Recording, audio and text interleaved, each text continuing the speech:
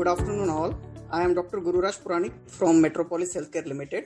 I warmly welcome you all in today's webinar for acute febrile encephalopathies in children, basically a case-based approach. First of all, I would like to thank you all to spare your valuable time to attend this webinar. In fact, webinars are an excellent opportunity for us wherein distantly we can have a thorough and a proper approach to a particular topic from the experts. And the main purpose of the today's webinar is again to touch one of the very important topic in pediatric cases, which is acute febrile encephalopathy. I will quickly give you the brief regarding how should be the flow of today's webinar. First of all, we will see the introduction of this topic, and then we have with us two experts, with Dr. Abhijit sir and Dr. Niranjan sir. We will first have a clinical discussion regarding the acute febrile encephalopathies.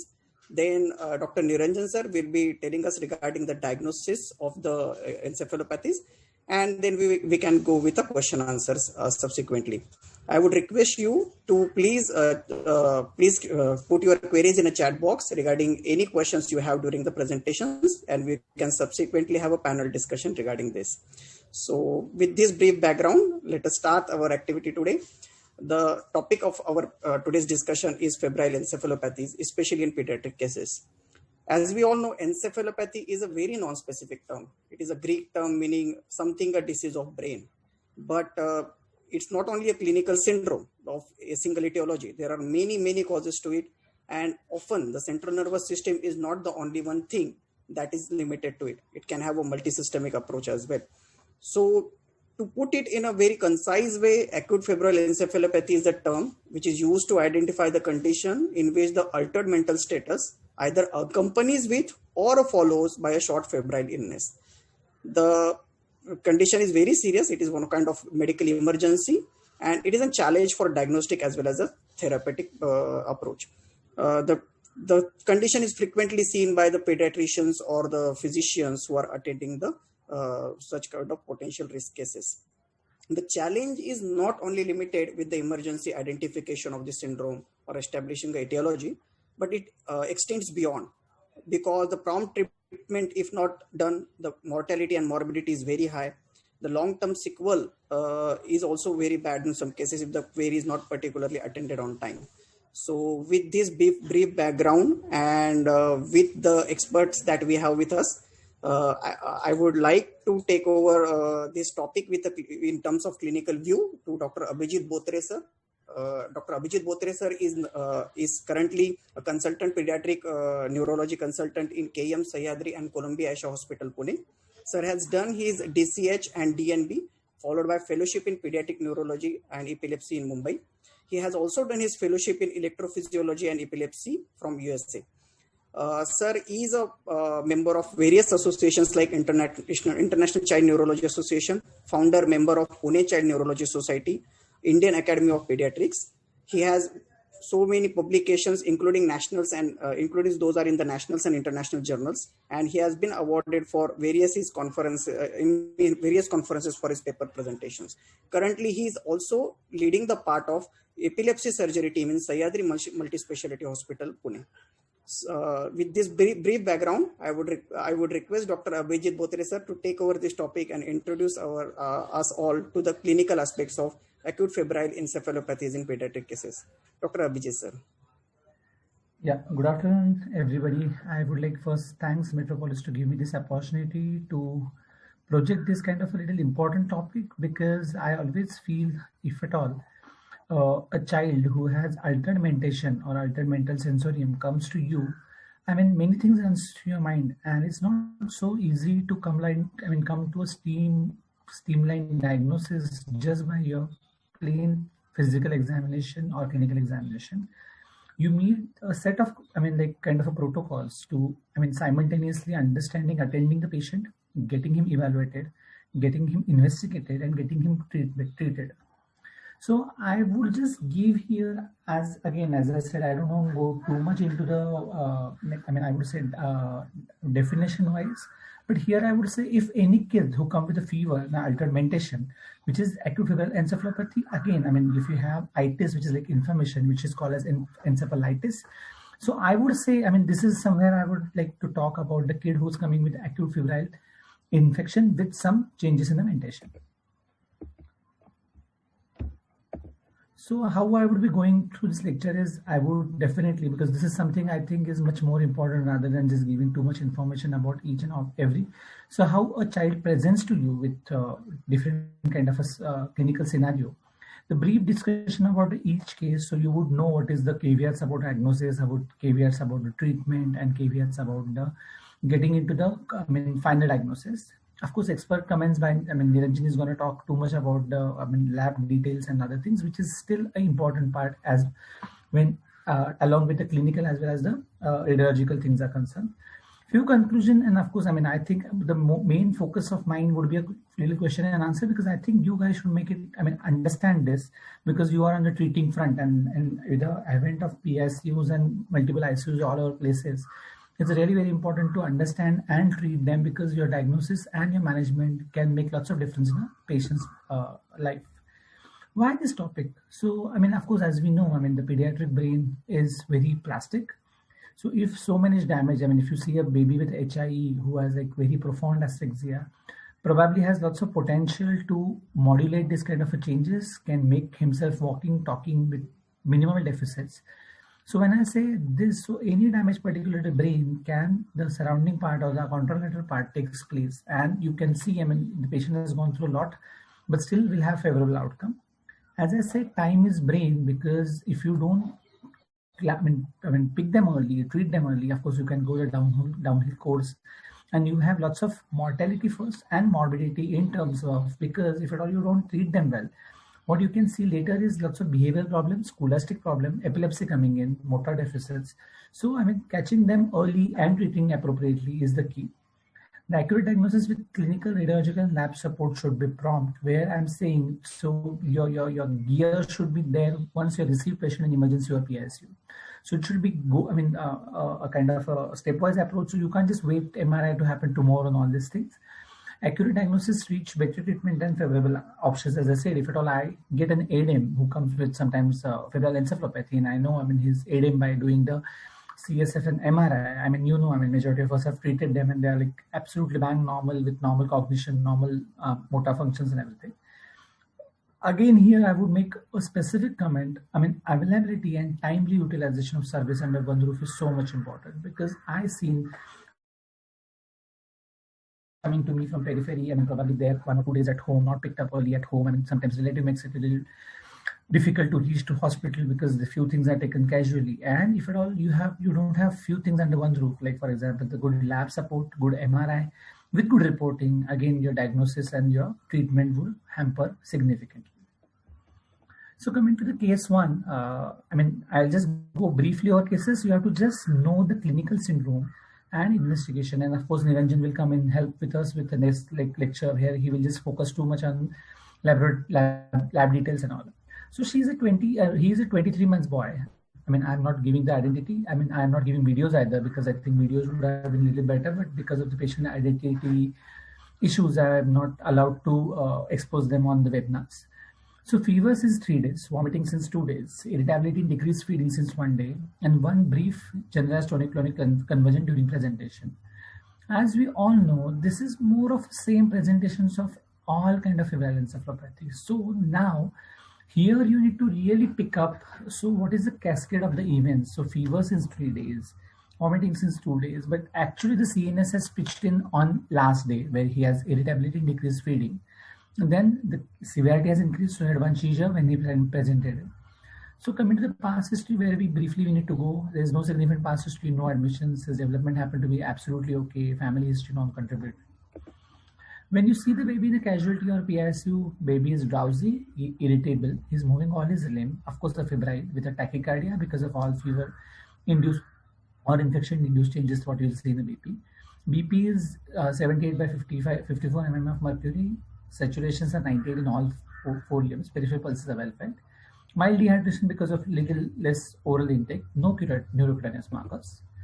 When I see the GCS is 11 by 15, pupils are equal, fundus is normal, no cranial nerve palsy, tone power is normal, only brisk reflexes are there, and patient has meningeal signs. So 23 months, kid with meningeal signs. So basically neck stiffness and few Brutt-Quincy's or Kernick-Stein. Again, I would say here, I mean, they are not at times classical because majority of places in, I mean, I would say when the accessibility to doctors is good, usually the antibiotics or medicines has been started. So that may change the course of the disease. So getting meningeal signs is sometimes may be possible, may not be possible again, but this is something which will tell me there is a meningism or there is meningeal irritation or probably intracranial infection. With this, so I would come to some kind of a diagnosis where I would put my clinical diagnosis first and my investigations and MRI would get me finer and refiner in my diagnosis. So what I would call this as acute febrile illness, definitely yes, because he got fever for 4 days with meningeal signs, which I exhibited on my physical examination. So what I'm thinking, probably some IC infection, which is intracranial infection. It could be encephalitis, it could be meningitis, it could be probably sepsis with meningitis, and so on and so forth. So here I'm seeing some infectious pathology with intracranial focus or intracranial, I would say, consequence because of this infection. So as we commonly do, we do a routine investigation like CBC, electrolyte, blood sugars, LFT, RFT, they're normal. They're like, you can get it within hours or so. CRP was high, which is again one of the indicator of the infection. At times, I mean, I just can't wait saying, I mean, I will wait for diagnosis. I need to start treating the patients accordingly. So absolutely okay kid, 4 days fever, hypersensorium, seizures, and drowsiness. So I would think intracranial infection, I would start symptomatic treatment. This could be blanket for majority of diseases. I would give IV fluid, I would put the patient in VM. I would give IV antibiotics depending on the, I would say, community acquired things. So I would give ceftriaxone, or at times I would give vancomycin or meropenem depending on where the patient is referred from. I would add acyclovir. Mind here, I mean viral etiology. Acyclovir is the only treatment we can give. So till the time your viral cultures or viral panels are not there and you are suspecting a meningoencephalitis, definitely is worthwhile to add acyclovir. You can de-escalate after doing your CSF or your viral panel, but there is always better to add and then de-escalate other than like adding it later, then the neurotrophicity of the virus can damage your CNS. Again, anti-seizure medicine, because this kid has seizures and sometimes, I mean, these seizures can self-perpetuate and they can have subclinical seizures. So always better to give anti-seizure medicines. Anti-edema measures, so we prefer giving 3% so normal saline, or we can give mannitol if the BP is okay. Antipyretics as a symptomatic treatment. So when I see here, I mean, like, so we stabilize the baby got in with us at 11 a.m. by 12:30. I mean, we stabilize the baby with everything. We got an MRI appointment done. Again, mind you, in a, I mean, busiest hospital like KEM or any other places, is not so easy to get an appointment. Again, kids need a sedation and so many things. So you have to keep your gear, I mean, going on. You need to keep on talking to them and getting the thing arranged.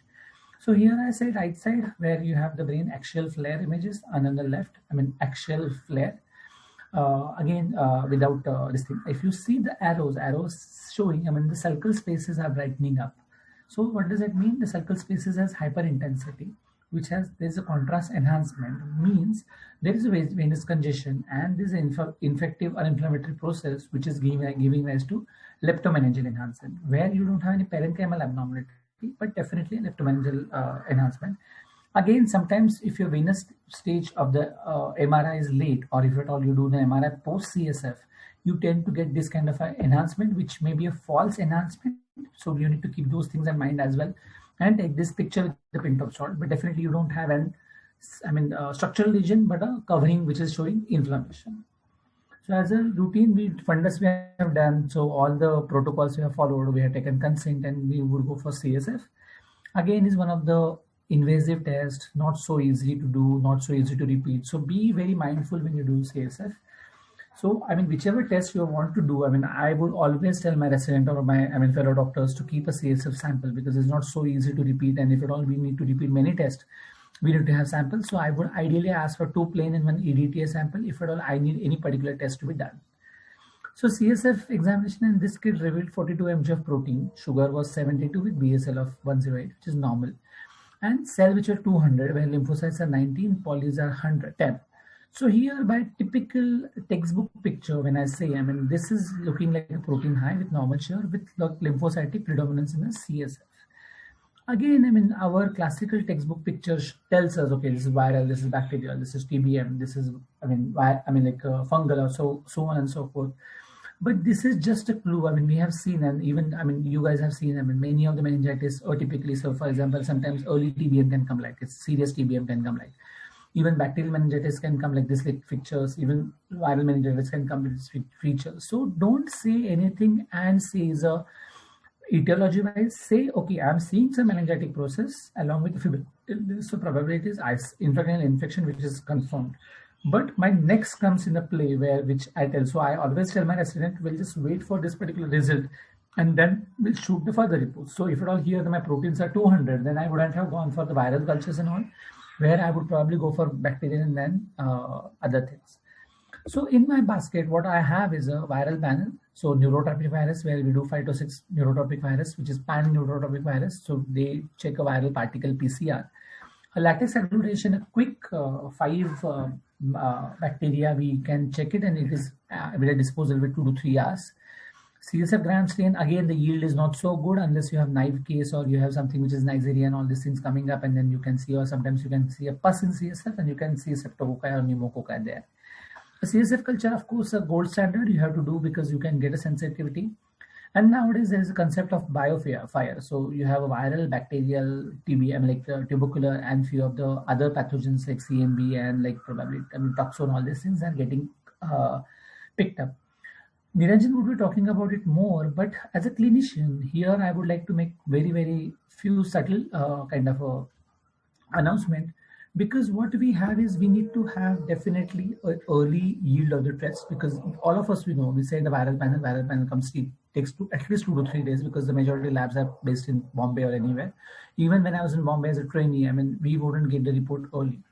So the intro or probably the RNA virus, they decay early. So you have to make them process as early as possible, first thing. Second thing, culture takes 3 days, biofire takes 2 to 3 days. And if I see the cost of entire this kind of a testing, the cost would really go very high. So, I mean, you have to choose the test very carefully and do it when then appropriately needed and done, because definitely we need to get a diagnosis and we need to treat the patient accordingly. So this patient to have a confirmed enterovirus infection, we discredited ursodeoxycholic, as we said. I mean, ursodeoxycholic has no role in enteroviral infection. Antibiotics we continued. I mean, after 3 days, the baby became afebrile, laughing, playing, and giggling. We did a CSF IgA levels because, as we know, I mean, enterovirus, invasive enterovirus infection can happen in IgA deficient babies. So definitely, when you say an enterovirus infection, definitely do an IgA levels to know the immune workup. Some patients, when you have aggressive course, I mean, when you have, I mean, the sensorium is not getting better, the patient getting into complicated encephalitis, because there is this immune cascade and autoimmunity, or I would say immune storm at times, as we say, even in SARS, I mean, COVID and all these things. So sometimes what happens is viruses just become trigger. So they are not really by a cytopathic effect of the virus, you can get this damage, but probably the immune trigger, which is giving rise to this kind of a manifestation. The next case would be a little more highlighting that. So there the immunotherapy has a role. So you can give methylprednisolone, sometimes IVIG. Giving IVIG is a little better as compared to methylprednisolone, because methylprednisolone again decreases your immunity and may tend to flare up the infection. Child is discharged on day 6 well without any deficit. So our discussion, as I said, I mean, definitely we need to know the infectious pathology. We need to know the turnaround time of the test. Sampling and transport details, definitely, yes, you need to plan it, send it on the appropriate media, appropriate temperature. Reporting and follow-up, I mean, by this thing, I mean, Metropolis people are really good with, I mean, giving the reports early and getting it like easy panels done with cheap rates. The implications of doing all the things, and again, it helps in ruling out your differentials, because again, when you have a similar clinical features, but something else come out of it, then you have to have this thing negative, because you have to escalate your immunotherapy. So again, here I would just go briefly because I think Niranjan would be covering this. So main cause of the viral meningoencephalitis is oral nasopharyngeal route. Through the brevium plate, it causes viremia, and selectively they go and attack meninges. At times there is a hematogenous spread and can have the CNS entry. And if at all your CNS is, the reticular nuclear systems is not working well, the infection sets in. Coming to one of the important paper from Kerala, I would say, there were we found this is European Journal of Medicine. So what they said is they probably saw the clinical profile and outcome of the children with acute central nervous system infection. So there they have the number which is 62. Again here you say, even in spite of doing n number of costly tests where you see the etiology only in 11, which is 17.7% of patients. 6 will have bacterial meningitis, will have active bacterial meningitis. 18 will have partially treated. 8 had viral meningitis, and TBM. Again, this was, little older paper. So 2019, if I'm not wrong. So here again the TBM still clinical radiological diagnosis, because here they couldn't get the yield of the TB bacilli. And 2 pneumococcal and non-vaccinated kids. So even the foreign data, if you see when the viral meningitis is here, so your yield of finding the viral PCR or viral etiology is very, very, very less. So I would say is 30 to 40 or 20 to 40% you will get. Even after doing all these things, you may not get it. But again, I would so, because it's again on parents front and economical front, we are getting kind of worried, because they have to spend, and with the emerging medical legal hassle, and with one case even you get, and you have kind of a treatment for that, and if at all sometimes this HSV you take apparently 3 to 4 weeks of acyclovir. So definitely you have to do it and treat the patient accordingly. Coming to case 2, this is 6-year girl. Again here I would like to focus you guys on the clinical syndrome. So again, had fever for 8 days, little longish fever, change in behavior. So she was a little sleepy, irritable, not feeding well, headache and vomiting for 2 days. 1 focal motor seizures at presentation with normal past history. Again, when I want to focus you, look, everywhere your syndrome would be like almost the same. It's fever, some signs of raised ICP, some seizures, some change in mentation. So this is how it will be amalgamated. But on clinical history and your clinical examination and test would further dissect it. What is it? So she was drowsy, she was dull, vitals were normal. She had posturing, which mentions probably she has signs of raised ICP. She has intermittent extensor posturing of the upper limbs. Pupils were bilaterally equal. Her GCS was bad. She was 8 by 15. She had hypertonia in upper limb, which is more than lower limb. And she has little asymmetry in her toe, with right is little more than left. Her DTRs were brisk, clonus was there, and extensor plantar were there. So what here I'm saying is, I would see a worsening GCS. I would see UMN, probably white matter signs, and a drop in GCS. So a little severe case than what we saw in the previous. So again, here I would say acute febrile encephalopathy with raised ICP, with probably a basal ganglia pathology, because you have asymmetrical finding, you have posturing or dystonia, I would say, or signs of raised ICP. So here it would be infectious, it would be para-infectious, or it could be immune. It's not so easy to segregate what is it on this kind of a presentation. Management, when I go, the symptomatic again case as PSO admission. So again, this is almost a blanket. Again, IV fluid, antibiotics, acyclovir, anti-seizure medicine, anti-medimamicin. And here the GCS is bad, so probably we have to intubate the patient and ventilate, because if you don't control the ICP very well, there will be herniation syndrome, and there will be irreversible damage, and sometimes death can follow if you don't treat them well. Investigation, CBC revealed a low platelets to the count of 1.10 lakhs. It's not very low platelet. AGPT was high to the range of 112. CRP was high. The CSF protein showed 56 sugar, 56 cells, and 8 cells, which are all lymphocytes, normal sugar. Here the dengue IgM has come positive and NS1 is positive. Viral panel is negative, bacterial culture is negative, CSF lactate is high. So here again, sorry, I would like to make one more comment. Sometimes the mitochondrial or maybe metabolic encephalopathy tend to worsen during febrile period. So because this I mentioned before, I would have shown the MRI first. So this lactate was done because one of the mitochondrial disorder like Lees or any of the mitochondrial disorder may come like this. That's the reason we have done a CSF lactate. So this was the MRI which showed, these are the changes. This is basal ganglia changes. This is basal ganglia hemorrhage. This is susceptibility image, which is showing hemorrhagic encephalitis. Again, a brainstem, which is a posterior midbrain. Your periventricular white matter, and main crux is your basal ganglia. That's the reason she was doing posturing, she was altered sensorium and all these things, because again, a brainstem pathology. This is entirely different etiopathogenic diagnosis, or I would say etioradiological diagnosis, which we make, which is very common. So with every, I would say, season, we see minimum 10 to 15 patients with this kind of illness. So which is called as acute necrotizing encephalopathy of the childhood, which is called as ANEC. The patient is started on immunotherapy. Here, this is called as a cytokine storm. This is not because of the virus particle per se. This is secondary to virus kind of an immune cascade which runs because of viral trigger. Commonly, we see this with H1N1. Let's see in lots of, because we have a series of 10 patients coming with H1N1 and they are really better. I would tell you, few of them are really bad. They can't even make their life even after the illness. So, few of them succumb the illness because it's all the brainstem where the vital structures are there are compromised. In this patient, fortunately, recovery started by 4 days. At discharge, the child was stable with nasogastric feed, residual dystonia, and could ambulate, but lots of gait changes were there. So here what we see is there was a prodrome where you have cough, vomiting, diarrhea, erythema, and so forth. So basically prodromal viral phase, followed by seizure, disturbance in sensorium, focal deficit, and posturing. And the recovery, if at all, the cascade goes in a good way. Sometimes in acute encephalopathy, few of them succumb because, they can't make it. Recovery usually survives with a neurological sequelae or some with full recovery. So the younger the age, they get it better. So recently we have dengue encephalitis who started walking and talking and become absolutely okay in cognitive milestones.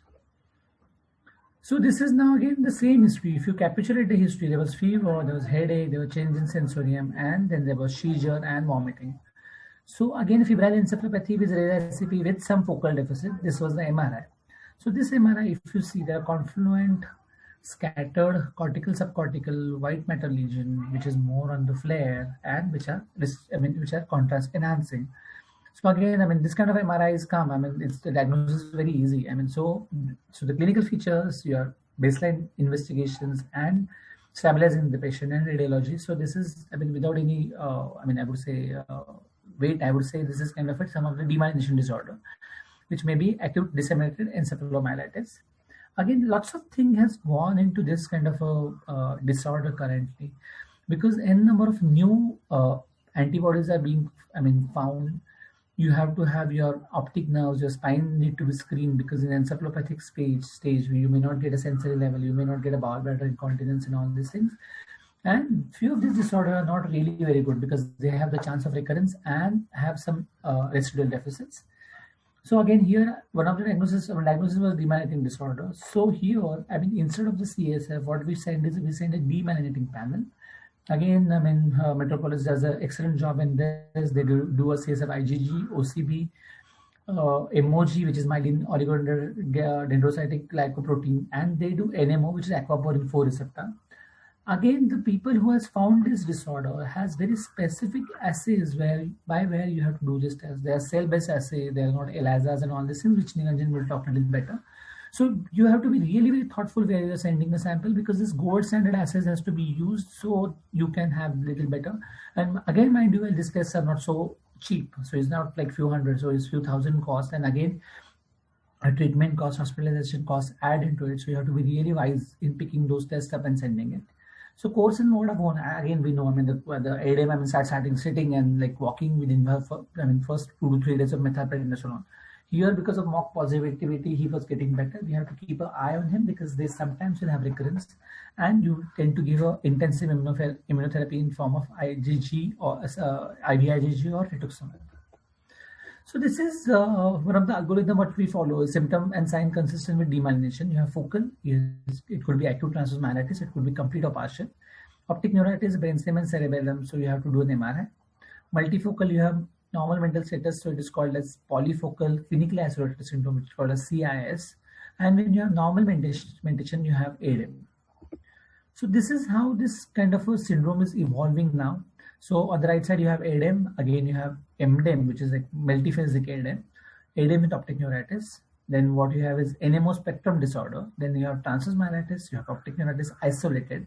Then you have clinical isolated syndrome. You have AMS and you have ADEM. So this is the two antibodies which are known now is like aquaporin 4 and MOG, which has really has got evolution in this field and better treatment options and lots of trials and lots of recommendations are pouring because to treat this. But you have to really aware of this, because if you tend to send them and incompletely treat them, they will come with deficits and they will have the morbidity because of the same.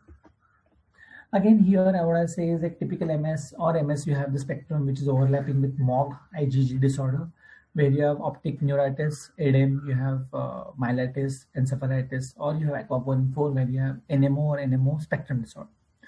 So these are very specific antibodies. Again, sometimes in MOG very typically, because again you guys must be saying, I mean, why I'm speaking about the demyelination in febrile encephalopathy. Very typically, MOG encephalitis or MOG demyelination disorder come with a febrile or PO kind of feature. They come with CSF pleocytosis, and if at all you do an MRI and see these diffuse changes, you definitely can fail the diagnosis. At times, you do n number of bacterial and other or infectious marker, they may not come negative. So I mean, like I have seen many of these. I mean, like many MOGs which are coming with just fever, pleocytosis, there are multiple paper. Even sometimes ADEM can come as one of the differentials for PO, where your all bacterial thing is negative, and this is mainly an immune cascade. Coming quickly to case number 3. So this is a 10-year girl with fever since 4 days, changes in behavior since 3 days, and recurrent clustering of seizures since last 2 days. Again, similar syndrome, but little better. I mean, in between that, she's getting better. So vitals normal, GC is 9/15, she's drowsy, brief focal motor seizures. So I could see the seizures going on when I was there on the rounds. So here, and in between seizures, she's okay as in the vitals are fine, but she's not obeying, she's not responding. She has some eye opening, some localizing, and some spontaneous movements, and some throat sounds are there. So here again we say acute febrile illness with symptomatic seizure, which could be typically happen because of viral meningitis. It can typically happen because ANEC we have seen, and many other. So course in ward, I mean course in PICU, she had thrown multiple seizures. So we had to load her with eptoin, carbamazepine, eptoin, valproate, levetiracetam. We had loaded her with phenobarbital. We had loaded her with lacosamide. So many. In spite of that, she had seizures. So in this patient, we tend to start a continuous EEG monitoring, because few of the seizures may be subtle or subclinical. So we have to pick them on EEG, because we have to intensify our anti-seizure medication. So she's on 6 medications by the time we started the EEG putting on, and she's like throwing the seizure continuously. So later, when we saw the continuous seizures or epileptic activity on the EEG, we put the patient on the general anesthesia drip, like midas followed by ketamine, and we were supporting her vital parameters. So her MRI was bang normal. There was some hippocampal changes, which is post-ictal, but there's no enhancement. The parenchyma looks normal. Routine lab investigation normal, normal infectious panel, normal CSF. So what is this? This is called as a FIRES, which is called as a febrile infection-related refractory status epilepticus, and very well-known entity, very well-known even in India. Many patients, every season we get 3 to 4 of this kind of a patient. And again, lots of morbidity, at times mortality.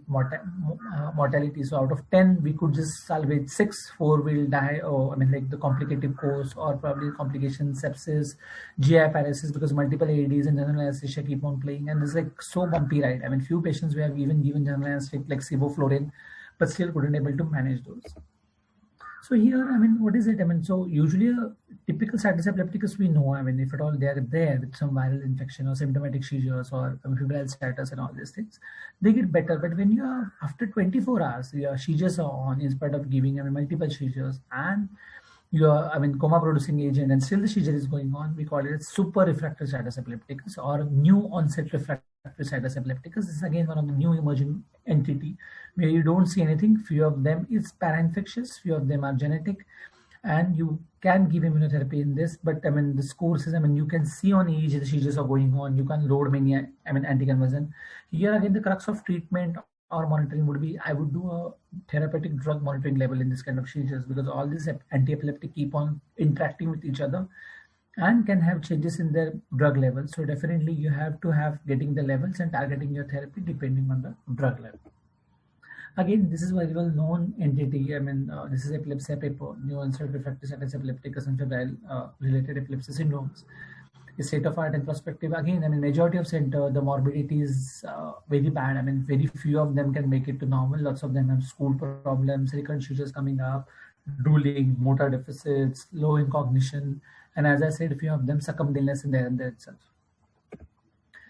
So here again, same history, few seizures. Now here is dyskinesia. So what we say is rabbit movement. So some perioral movements, some sleep changes. So I mean, she's awake in the morning. I mean, sleeps little late in the night. I mean, not easy sleep, parasomnias. CRT pills typically, so they keep on twisting their hands, they keep on lifting their pelvis. These are kind of a repetitive behaviors, what we say.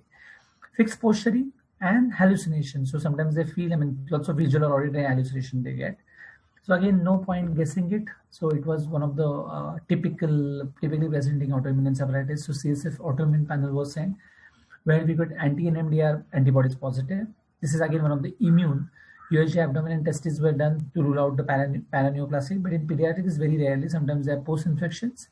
And there is one more entity which is called as seronegative autoimmune encephalitis, where you may not get the common antibodies which are positive. The ruling out the infection, having normal panel negative, you can still treat them as a seronegative autoimmune encephalitis with immunotherapy, with a pinch of salt and monitoring of the toxicity of the medications. Prognosis is really good. This patient doesn't remember this particular illness plane and they completely outgrow them, but you have to keep them monitored. So this is one of the again standard paper. How do they start? Is flu-like syndrome or prodromal syndrome. They have mainly psychiatric symptoms. So a change in behavior, not behaving well. So mother would, parents would say, I mean, she's not the way she's behaving the way she is. Short-term memory loss or seizures, I mean, like brief confabulations and seizures. Dyskinesia is very common. Orofacial dyskinesia is called as rabbit movements, chorea-threatening movements, abdomen, pelvis, abnormal posture, autonomic instability. I forgot to mention that. This is that sometimes they have hypoventilation, they have like cold peripheries, they have temperature changes, and hypoventilation and coma if at all it's not been treated. And clinical improvement, it will happen the reverse way. Sometimes even if you give the midazolam or lorazumab to this patient saying a seizure, sometimes they can stop their breathing and they can get arrest. So make it very sure, I mean, when they treat them, don't give them lorazumab or midazolam as a bolus in a fast infusion because they can get into the cardiac arrest.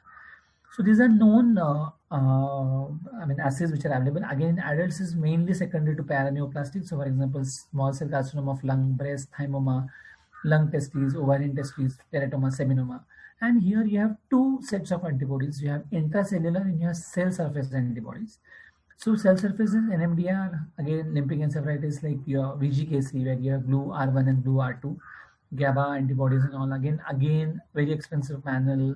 You have to be very thoughtful about what you are sending and where you are sending because again, those cell-based assays are very important. Many people are doing, you have to send it in CSF or serum, again, depending on particular, autoimmune encephalitis, sometimes the yield in CSF more, sometimes the yield in the serum is more. For example, in MDR, the yield in the CSF is more, while in VGKC, this yield in the serum is more.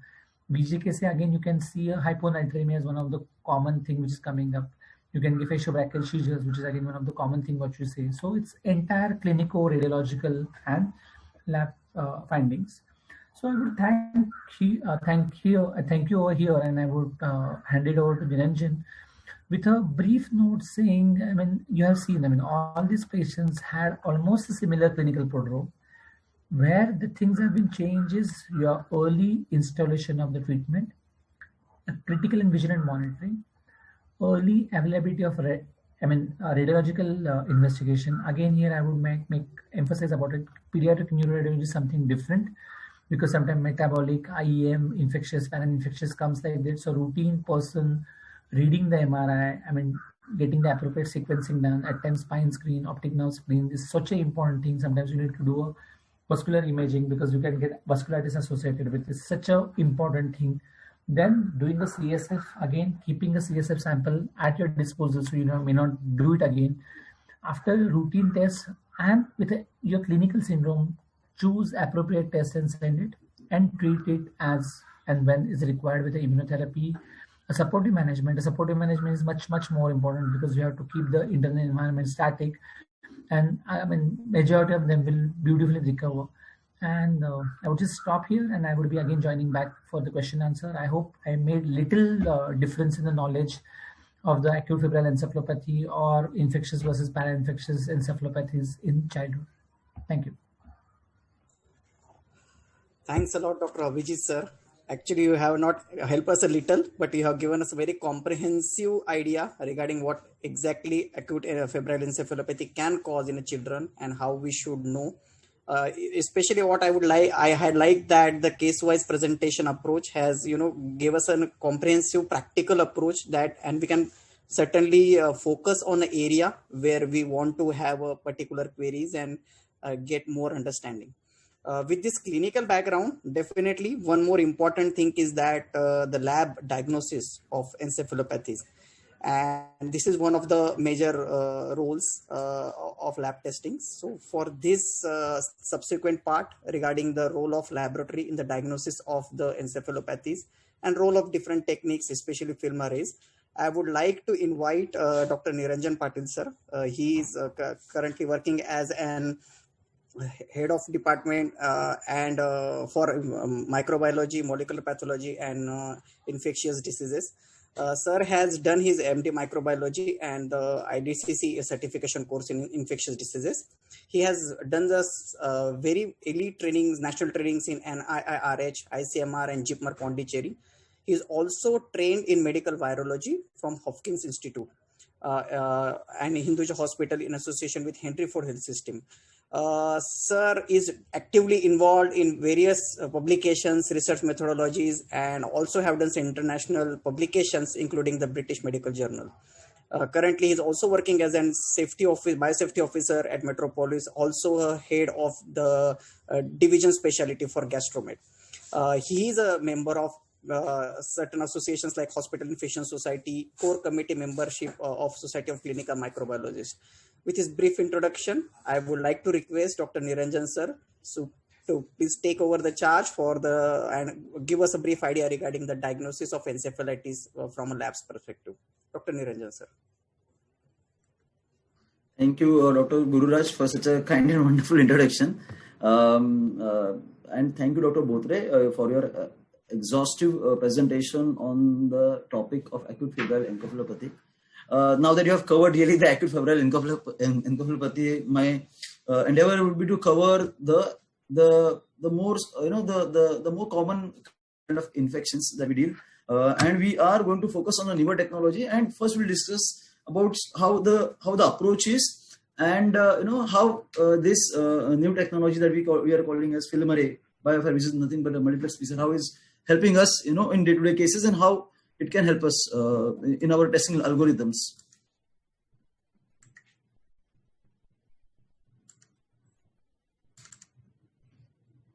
So, is my screen visible? Yes, sir.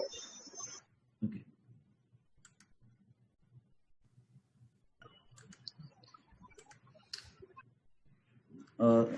Thank you so much. So I'll just begin this topic, and I'll be mostly covering the bacterial and the more common viral infections that we encounter. Although one odd case is overlapping, and I really want to keep this presentation short because 10 minutes or 20 minutes will not do justice to the kind of infectious diseases that are encountered in the pediatric age group. So with this brief thing, let us begin. So I'll be speaking on what is film array and what are the principles of the film array, what are the different available panels, what is the TAT, what are the details, what are the clinical cases. I'll be discussing 3 clinical cases, and then how do we go about this film array at Metropolis, and then we'll take on any questions. So first would be, what is itis? Everybody knows itis means inflammation, and when I'm talking about meningitis encephalitis, obviously it pertains to the brain meninges and the surrounding tissue, right? Now, how much is missed out in diagnosis? It is said that minimum 30%, even with the best possible resources. Having said that, the true estimate is up to 70%. Especially in the developing situations like India, there is a high percent of cases which are missed. Either we misdiagnose them or the diagnosis is missed altogether. Now, how does it affect us? If you look at the mortality and the serious sequelae, so up to 15% has got overall mortality, and large proportion of the especially pediatric age group, they have sequelae. It could be in terms of the any neurological deficit, or especially with respect to the sensorineural hearing loss. So now, why it is so important, to address this? Obviously, we have to understand that any delayed treatment in this situation is associated with increased mortality and morbidity. Also, this symptomatology is, sometimes difficult to diagnose based on sole clinical presentation because of overlapping signs and symptoms. Obviously, early diagnosis, timely and appropriate therapeutic interventions is going to minimize this risk of the adverse outcomes and will reduce the mortality. there is, although we have tried to explain that how the neurological the issue, how the sequelae and how the damage will differ, but having said this, there will be overlapping situations, and we have to be open to this. Now, what is the current practice for diagnosis? Especially if I'm talking about the infection part of it, then first is to rule out the common causes of infection, which is generally the bacterial causes. Then look for the common viral infections, such as HSV1, HSV2. Then, depending upon the patient history and the presentation and the time of the year, and whatever the results are available for the initial lab test or other imaging tests that we have done, and then depending upon it, then we narrow down to a etiologic diagnosis. Then further, if you're still, the diagnosis is not achieved, then it depends on how much CSF is left. Because at any given point of time, we cannot withdraw a good amount of CSF, as we know that, unlike other samples, this is a kind of a very precious sample. So, and the repeating lumbar puncture is something which, is not done too often. Then what is the outcome of this? Either there is a delay in the diagnosis or there is no diagnosis. Or it could so happen that we over-treat the patients. Or it could be that, this can lead to excessive testing. Or, as I was describing, it could lead to a potentially another lumbar puncture.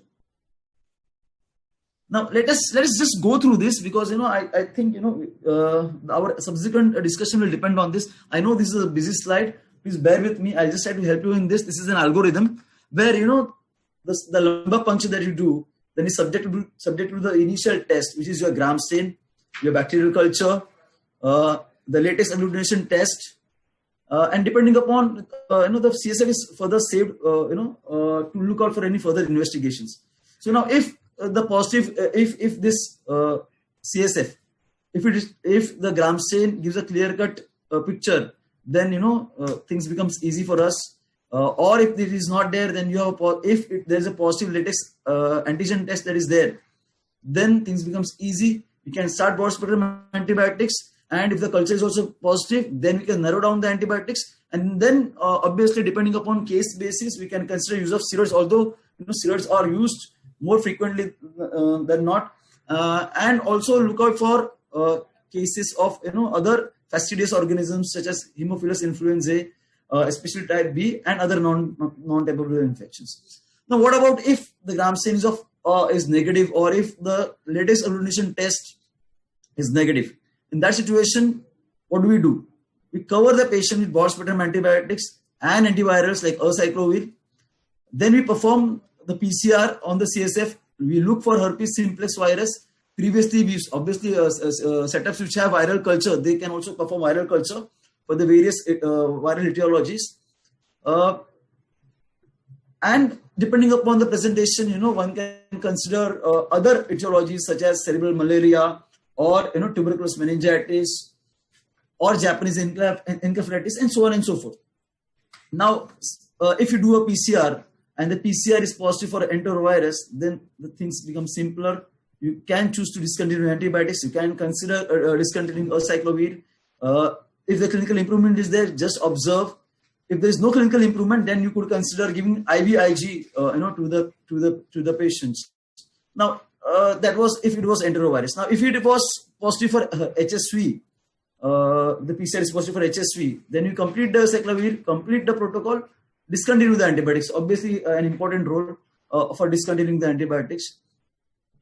Another thing one can consider is that even if the initial HSV is negative, you can still consider continuing the same therapy with the acyclovir, especially if the suspicion is high. Then you can repeat the PCR test, and then again look for the HSV 1 and 2.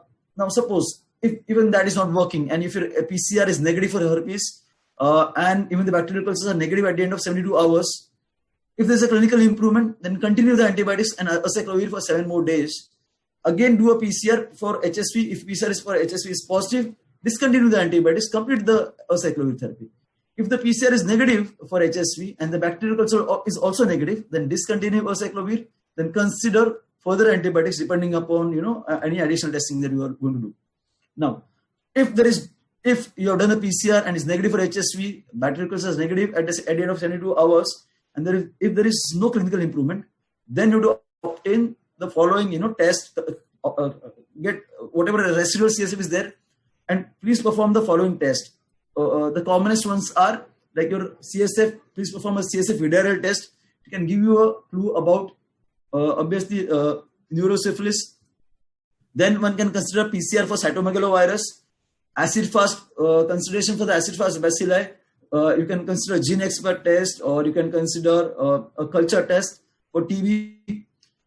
Obviously, one can also have serological tests, like you can perform HIV, because even they are HIV is a neurotropic virus, should consider HIV as in one of the differential diagnoses.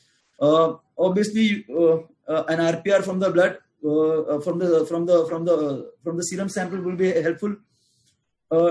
If the patient is immunocompromised due to any reason, whether it's because of the HIV or whether the patient is undergone a transplant, or as a cancer survivor, or is on cancer therapy or on immunosuppressive agents, then you could consider, toxoplasmosis, test for toxoplasmosis, antibodies that can be done. Lyme disease can be considered in the differential diagnosis depending upon the positive history.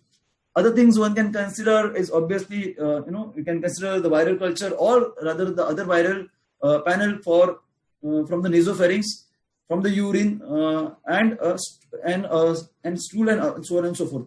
Obviously, TB remains an important concern in our country, and if any of the tests, if any of this viral test, or CMV test, or AFB test, or HIV antibody test, or any specific test comes positive, then treat according to those lines. Now, what if these are also negative, and if it is positive for CMV, then you can choose to discontinue antibiotics. You can choose to discontinue acyclovir. If it is less than 4 weeks, then you can consider acyclovir, depending upon the congenital infection protocol that your institution follows. If it is more than 4 weeks, clinical improvement is there. You just need to observe, do nothing. If there is no clinical improvement, then you can consider giving ganciclovir. With this, brief approach or approach to the diagnosis, let us consider what is the role of individual test. Let us discuss something about what are the pitfalls of testing, about whether it's a gram stain or culture or the antigen test or the PCR test. Now, let us first consider the gram stain. Now, gram stain is generally done from the CSF. You require 3 to 5 drops of the CSF. Generally, the average turnaround time is 1 hour. What you can detect is bacteria. At most, you can detect is yeast. If you are skillful, you are also able to see the capsulated yeast at times. But that is about it. You cannot consider viral diagnosis or acid fast diagnosis basis the gram stain. Now, what are the other issues? There are other lab-to-lab issues that it is not specific. It is very operator dependent. It is subject to the performance and the variation depending upon the skill, the expertise, and the experience of that microscopist. And obviously, it will help us, as in case of a diagnosis of exclusion. No organism detected on a gram stain of CSF is equally important, to rule out a pyogenic cause and consider other etiological agents. Now, what about cultures? However, I just need to emphasize that depending upon the organism, the sensitivity of the gram stain varies. And that is one of the pitfalls of gram stain, because the sensitivity varies from 30% till 90%. So on an average, it is not more than 60% we have to consider, if I'm going to consider. So as such, a good test, but not a great test. What about culture? Same thing applies for culture. You need to do this culture before you start the antibiotics. But at times, by the time the patient is referred to for the culture, already the people are on the antibiotic. The patients are on the antibiotics, or they have visited their local general practitioners where they have been exposed to the antibiotics, or they might have gone to another reference institutions, and from there they might have received antibiotics, or they might have received the first shot of the antibiotic in the emergency department itself, before the sampling is done, and before the sample the imaging investigations are carried out. So there are high chances of the culture coming out to be no growth, or as we say, sterile. And another pitfall is that the average turnaround time is up to 2 days at least, even with the automated cultures. So that is there. The waiting period is there, and depending upon once it is a growth, then the sensitivities, and obviously there are different organisms which are fastidious, which are difficult to grow, sometimes difficult to identify or misdiagnose at times. And the minimum amount of CSF that we will require is at least 1 ml. Okay. Now, what about the antigen test? What about the cryptococcal antigen test? What are the other antigen tests? This test, we'll have to look out for the specific bacterial antigen test, whether it is streptococcal, whether it is Neisseria meningitidis, or whether it is group B streptococcus, or whether it is Haemophilus influenzae. Then again, the amount of CSF that gets distributed is there, and we have to remember that we can utilize this the bacterial antigen test or the cryptococcal antigen test, but then we cannot perform antimicrobial susceptibility testing on that. So that is one of the drawbacks of using a purely antigen test. It might not be readily available and maybe less sensitive as such. So that is there. Also varies from lab to lab depending upon what kit is used, how good the test is performed, how the operator is going to visually determine the test. Again, the amount of CSF required is at least 1 ml. At least 1 ml.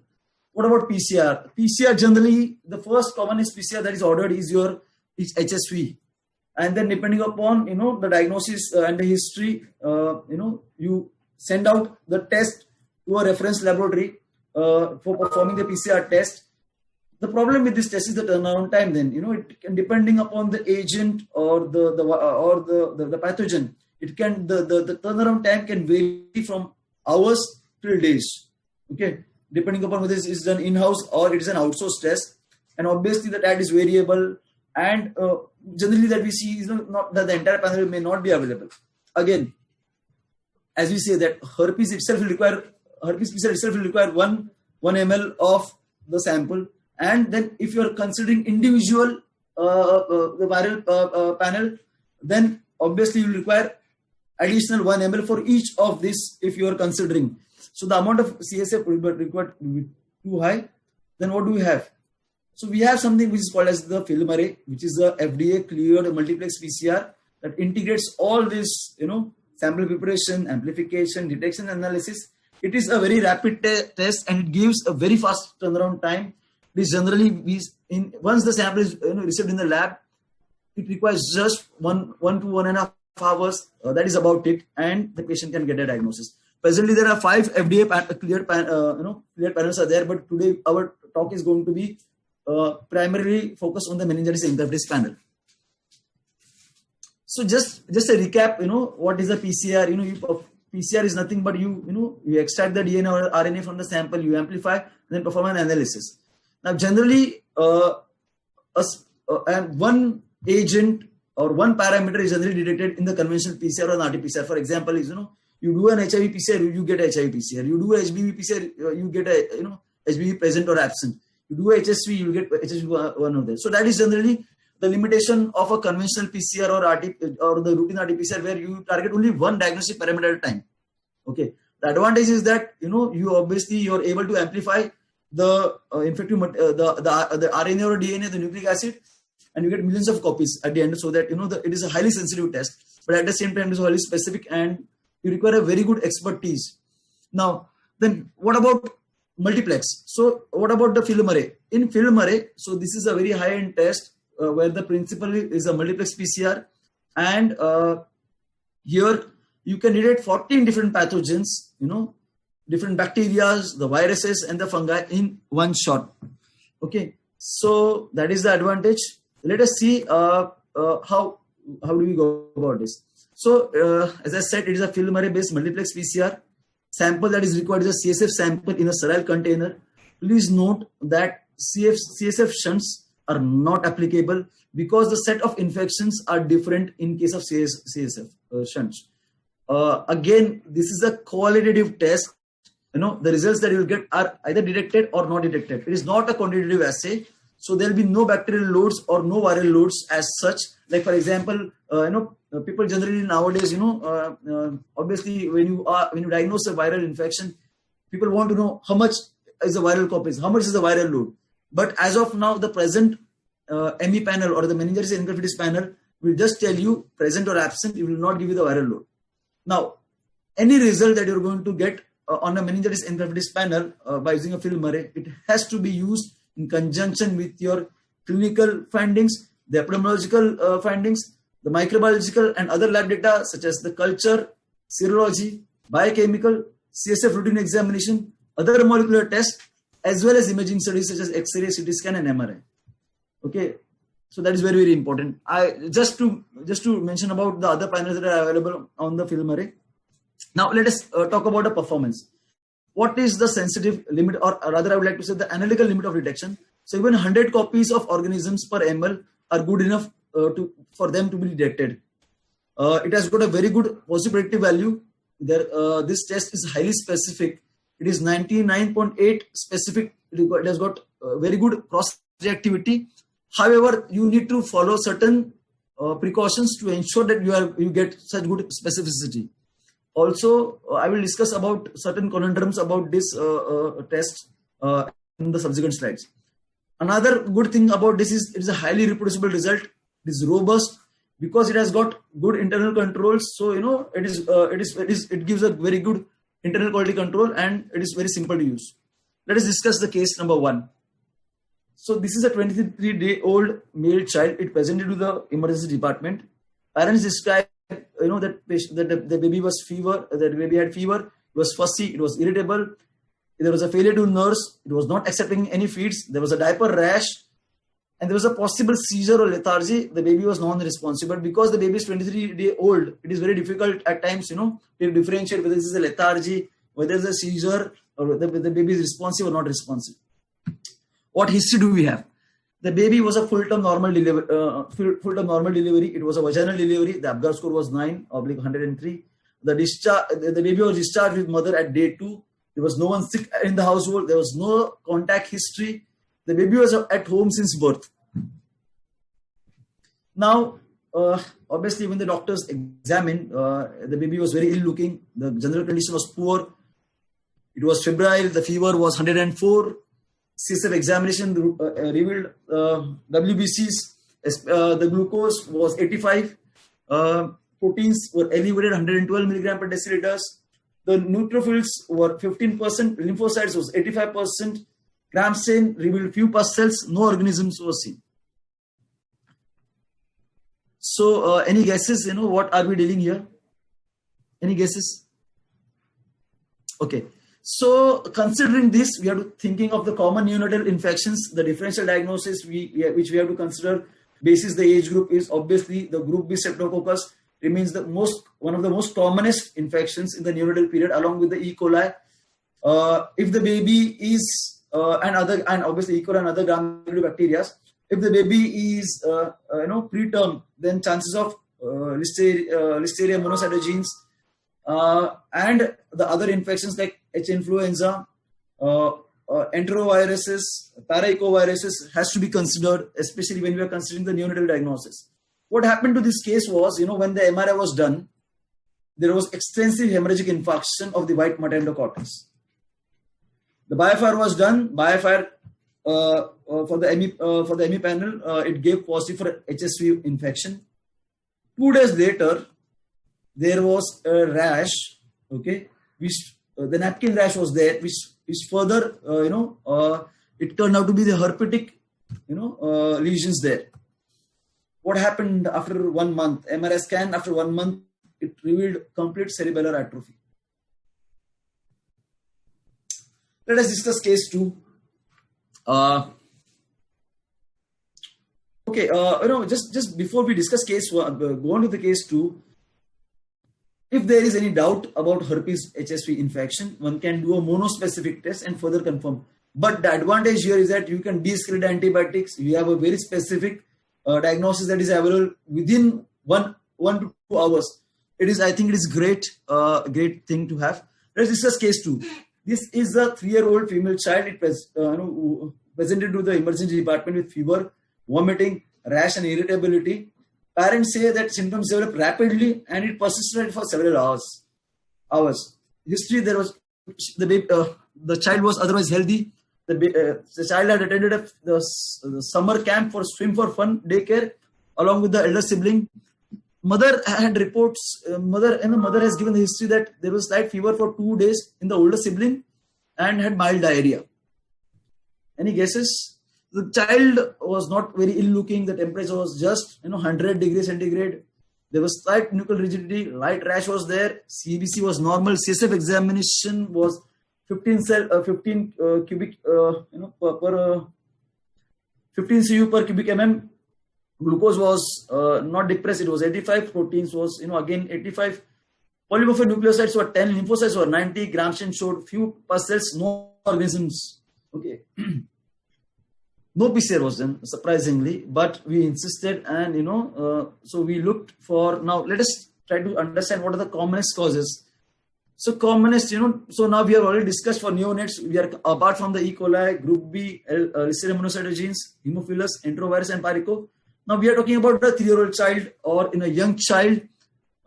We have to consider obviously Streptococcus pneumoniae, Neisseria meningitis, H. influenza, enteroviruses, Paraicoviruses, HSV6, Epstein-Barr viruses, CMV, arbovirus. Just to give a perspective, in just past 24 hours, we have seen E. coli K1. We have seen yesterday evening. We have seen CMV. Today, just now before this our discussion started, we have seen a case of AVV from Kenya.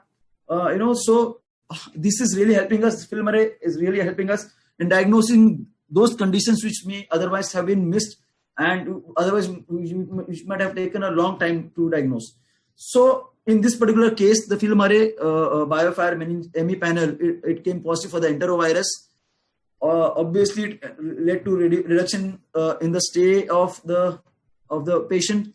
Antibiotics were discontinued. Intravenous immunoglobulin was considered. Patient was discharged from home, from the hospital. Now, I know this slide is a bit busy, but I'll just try to highlight one particular fact that using a multiplex PCR and the median time to discharge, if you'll see, is improved, and there's a reduction in the time for the discharge, and also the amount of the unnecessary antibiotics is reduced. So that is statistically significant as per this study. Let us discuss about an adolescent or a young adult, and then we can further go on to the advantage and disadvantage of this. So there is an 18-year-old female. There's a sudden onset of nausea, vomiting, headache that persisted for more than 24 hours. She had seizures. Presented to the emergency department. She had recently started the college. She was living in the campus.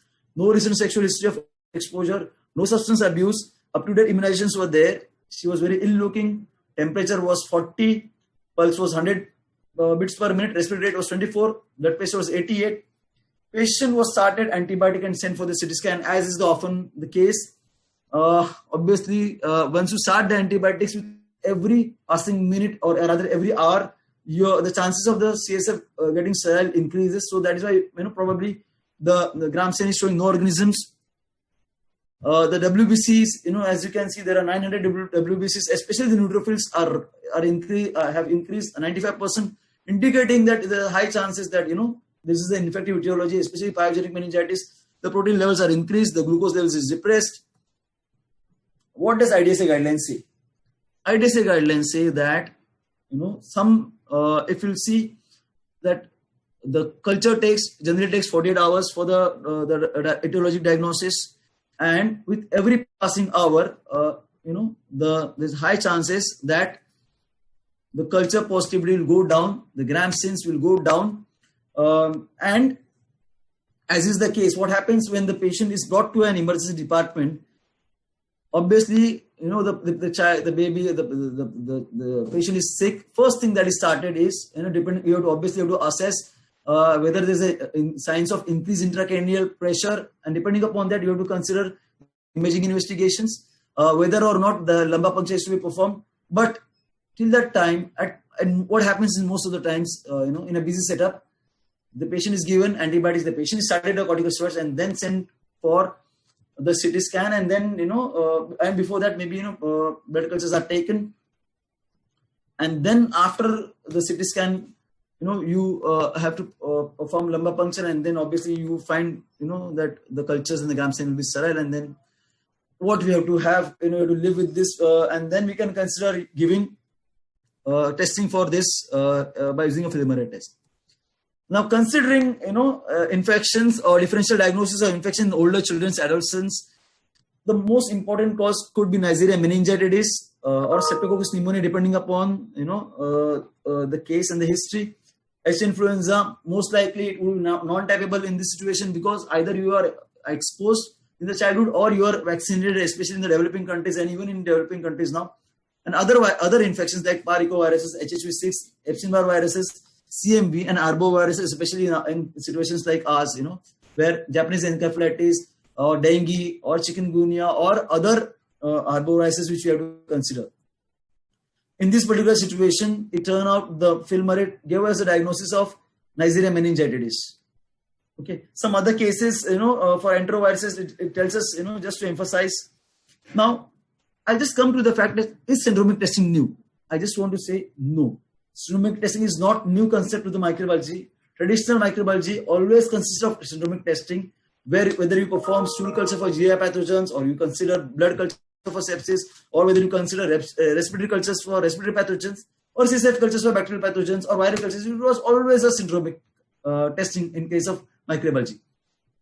Recently, there has been shift, especially when you're talking about the viral studies, the viral cultures, they have shifted from viral cultures to specific PCR diagnosis, general cultures to specific nucleic acid test for Neisseria gonorrhoeae or Chlamydia trachomatis infections, so on and so forth.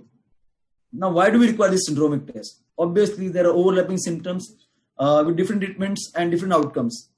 The sensitivity, as we have discussed, is poor for the conventional test. They can be negative results, example, for cultures or gram stains because of pre-treatment. Delayed results with traditional reflex testing or sending out as testing outside can lead to delayed results depending upon the tact of that lab or that institution.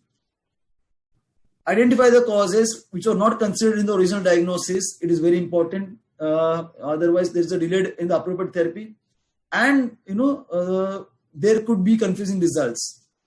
So it is very important to have a correct diagnosis so that we can initiate rapid and appropriate treatment, initiate infection control measures, and prevent infection. Rapid diagnosis and rapid discharge will help improve the turnaround time for the patients in the hospital, and the obviously institution is going to benefit. And we can institute antiviral and antibiotic therapies, and we can contribute to the antimicrobial stewardship. So, a large number of organisms are there with similar spectrum of symptoms, and also there is today we are in an era of etiologic diagnosis where we are looking at evidence-based medicine, and when we are considering a syndromic approach using a film array, you are going to increase the yield with respect to the detection of the pathogen.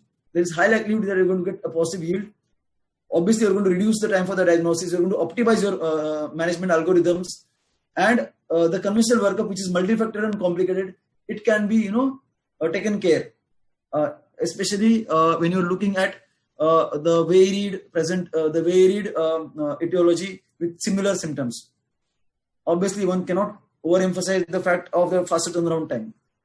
Just want to emphasize one or two words about what sample type to be collected. CSF is the sample type by lumbar puncture. Please note, shunt samples are not applicable because the etiology is different in case of film array. The panels, they're different.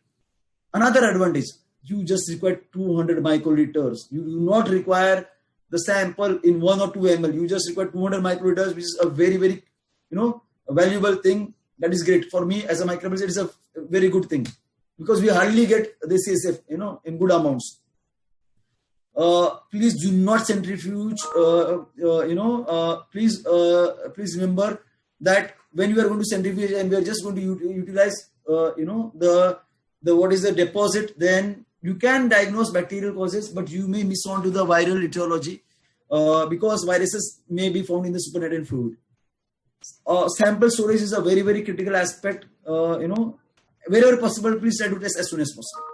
If that is not possible, if you want to keep it for 1 day, the room temperature, Or if you want to keep it for 7 days, then at refrigeration.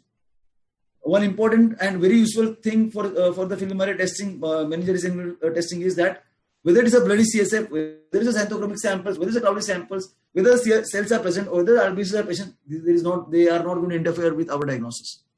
Now, let us discuss some benefits and some conundrums or considerations also. Obviously, it is rapid. Obviously, it is simple. Obviously, it is going to take care of the major pathogens.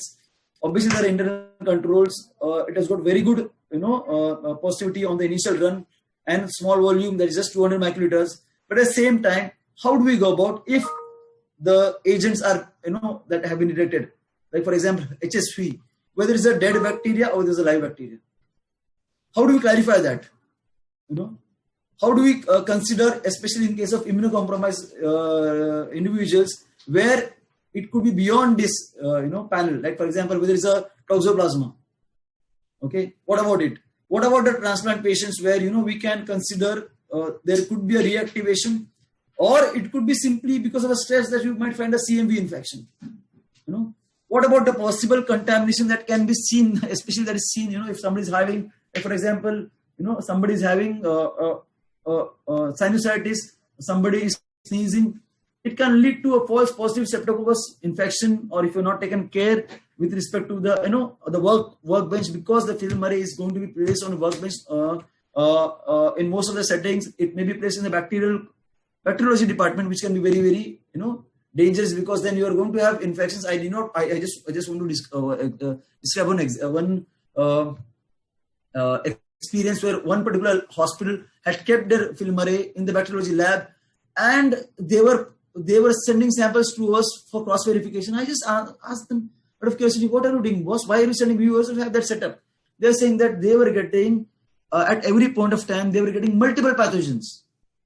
More than 2 pathogens they were getting. So there is this conundrum. You have to be very, very careful, because these tests are sensitive and then they are prone to be false positive as well. Okay, now another consideration is high test price in country like India versus the risk of treating a patient empirically without evidence. Obviously, I need not emphasize how much time is going to save. We are in a era of evidence-based medicine. It will save us a lot of medical legal hassle. Cost of wrong medication can be avoided. Wrong treatment with adverse effects can be avoided. It is obviously going to strengthen your antimicrobial stewardship as well as the diagnostic stewardship. It is no longer about now antimicrobial stewardship, but also about diagnostic stewardship. Preventing antimicrobial drug resistance or emerging, I need not emphasize more. Now, how we are at the end of the tunnel, when you're going to use this, it is going to reduce the unnecessary stay of the patient in the hospital. Early discharge means a lot of cost is go down. Patients will definitely, like that. Also, the hospital will like it, because there's a rapid turn of the patient is possible. More benefit to the hospital. And obviously, when you're going to take care of this, your hospital is going to benefit, because then you're going to diagnose and treat the patient well. Your reputation is at stake, so obviously your reputation also goes up. So coming to something very important now. What is different at Metropolis? Why should you go for testing the FilmArray panel at Metropolis? At Metropolis, I need not overemphasize that we use the most latest and updated panels. We perform this test in the biocertificate cabinet class 2. This is to reduce the chance of cross contamination and the false positive. We have a dedicated lab room for performing BioFire, which is additional and separate from the usual bacteriology, as well as separate from the usual molecular biology PCR room and the COVID-19 PCR room. Okay, we ensure that there is no carrier contamination, cross contamination by performing a lot of tests, for this. We give the best that in the business. The services are round the clock. We have performed rigid in-house verification. We give best in quality assurance and quality control, including the IQCP that is there in place. Whenever the results come, especially the positive results, they are cross-checked with an alternative technology that we are already having in-house.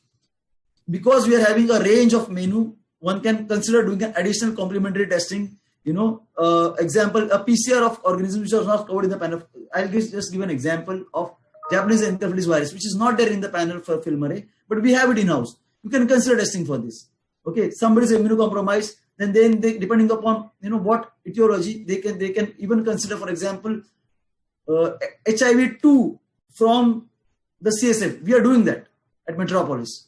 Okay, antigen test, whether it's a bacterial antigen test for all the given pathogens, we do it, including the fungal antigens. One can also add on monospecific test. It is said that if you on a multiplex test, if you are getting positive and you want to really confirm, then you can consider monospecific test. For example, CMV coming positive on a film array, you can consider a monospecific test. This can go for CMV PCR, or you can go do a viral load for that matter, and then you can also monitor the prognosis for this patient. Obviously, Metropolis, with the large scale experience since the launch in the Indian market, we were the first few lab to adopt this technology. We also offer individualized test interpretation from expert microbiologists that we have in our in the lab as a panel. So that is why we say, this is what is different. That is why you choose Metropolis. This is where the Metropolis brings in lots of value, even though the test cost may be high. But imagine sending individual tests for this PCR test. If you have to send 14 tests or 18 tests, the cost could be, if individual CSF test, anyway, the cost is from 2,000 to 5,000. So, which is going to cost you 30 or 35,000. You are just going to do it in a much lesser test by one simple film array meningitis panel, and at the rapidest possible time within 1 to 2 hours. Thank you so much. I would like to acknowledge Dr. Dean Bad for some of the slides and some of the data they have taken. Also, the film array, the BioFire people for their kind sharing of data about the validation and performance testing, and also Dr. Christine Ginuccio. I did not emphasize about her contribution to the infectious disease segment.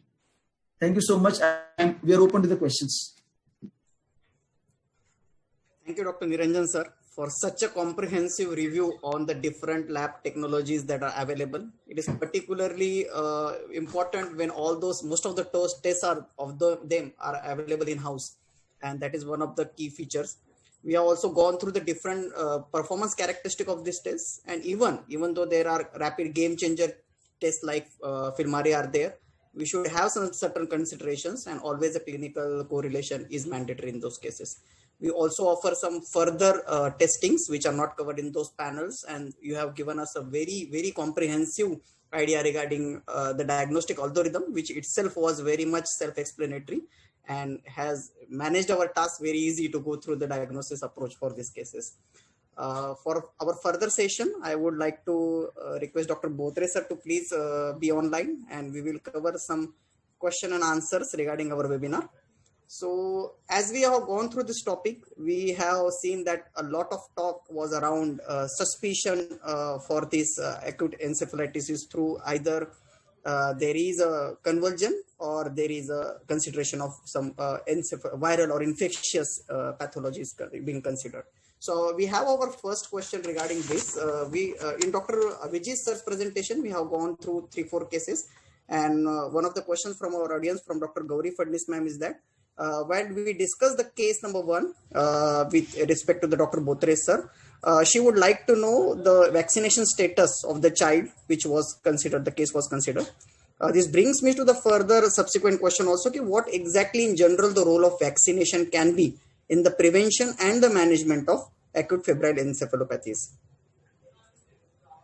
Yes, so this kid was appropriately vaccinated. This kid was vaccinated with a private pediatrician with this Pentavac, which has influenza B. Few doses of Pneumovac even was given.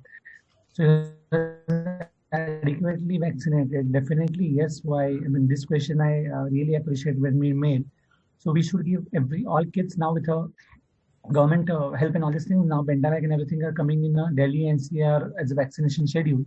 But when the patient comes to you for vaccination, definitely we have to give them option that these vaccinations are there, and these vaccination can prevent from the deadly, life-threatening meningitis. So definitely Pneumovac has to be given to all patients. That's what is my particular concern. Sir, is the routine vaccination that is provided by our National Institute is sufficient, or should we consider some more vaccinations, particularly with this respective condition? Yeah, so it's again one child norm, the child norm, depending on the immunodeficiency status, depending on patients. So, I mean, as majority of pediatricians are knowing, so we have vaccination in different scenario, like nephrotic syndrome, like for other many other people, many other conditions. So definitely, I think if possible, we should give the optional vaccines. But again, it comes to the added cost. But I think with now this new pneumococcal coming up in the market, definitely we can wait for the cheaper options to the existing vaccines which are there in the market. Any sir, with respect to this question only, are there preventive measures for this condition? Can we prevent acute febrile encephalopathies in children by certain measures? Preventive measures, I would comes in epidemics again. I mean, the immunity has to be good. There are few conditions which are known to meningitis. For example, you have cochlear implants, you have open injury, as last time we said. I mean, there is a patient with PP shunt in situ. There are cranial surgeries which are done. There are some cranial defects, base of skull fracture. Those patients who are like sometimes asplenia patients, and all these patients who have little more risk of getting into the capsulated organism. Sepsis or sickle cell anemia. So those at-risk patients definitely need to be vaccinated. And what that first the fever consider. Okay, sir. Dr. Niranjan sir, the next question is for you. This question is from Dr. DS. As per his observation that the febrile encephalopathies are much more common in the people with lower socioeconomic status. So how is the feasibility in terms of availability for the microfilm array test, and what is the cost effectiveness in that particular population? So can you please unmute? Dr. Niranjan sir, you are on mute. Sir, you are on mute. Okay, thank you. So thank you, Dr. Gururaj, and thank you for the question. Before I answer this question, I would like to answer the previous question, like, about the vaccines. So as we are saying, vaccines are the present day, the most life-saving intervention that mankind has done is the vaccines. Okay, more lives have been saved because of vaccine than any other. Okay, so whether we are talking about the streptococcal vaccine, the conjugated vaccine, or whether we are talking about a quadrivalent vaccine about for Neisseria meningitis, or whether we are talking about the measles, mumps, the rubella vaccine, or whether we are talking about Haemophilus influenza B vaccine, okay, or for that matter,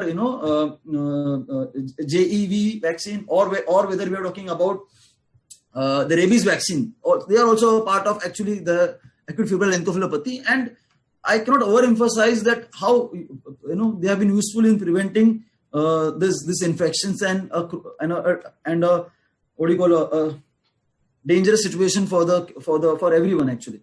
So and I think vaccines are definitely important from the preventive aspect.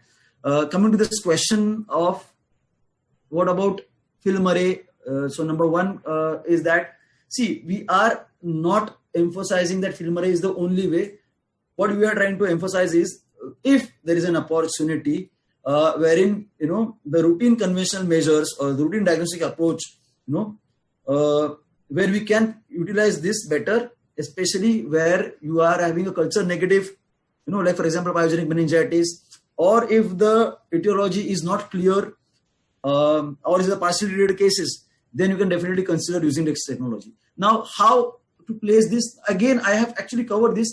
The value that this test brings. Okay, see, we have to consider this very, very important. Not everything can be defined by the cost, because value that a test or value that an intervention brings in is also very equally important. What I mean to say is that, imagine if you have to send, an individual test. Like for example, if you have to send one individual test at every point of time. So a PCR, for example, you have to test a simple PCR, which can come, depending upon what PCR you want to use. Anyway, you want to 2,000 to 5,000. So even if you have to test 5 to 10 such viral agents, imagine the number of the cost that is already there, and imagine the time that is already spent. Imagine the hours, or rather, I would like to say the days that are lost in an undiagnosed case. Okay, and if God forbid, if there is a neurological sequelae, that person's, or especially the child's, ability to earn is limited throughout the life. So I think we should always offer them a choice, because we see that, I did not emphasize this, the people who are not able to get this through their pockets, there are a lot of agencies which help. There are also a lot of CSR activities that is there.